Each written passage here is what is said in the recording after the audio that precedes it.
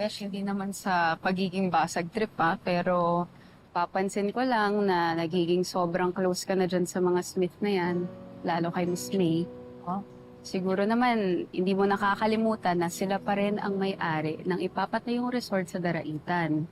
Diba? Na dahil sa negosyo at partnership na kay Ma'am Rica, kaya tayo nawalan ng mga bahay at lupa. Eh, yun nga eh. Lagi ko rin naman iniisip yun. Na pumasok ako dito sa resort para manmanan sila sa mga plano nila. Oh, hindi ko naman nakalain na magiging mabait sila sa akin. Tapos mapapagaan yung loob ko. Okay. Sa tingin mo ba, totoo yung pinapakita nila sa'yo?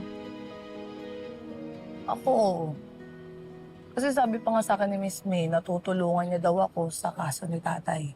Pag napatunayan kong sama talaga ugali ni Tita Rica.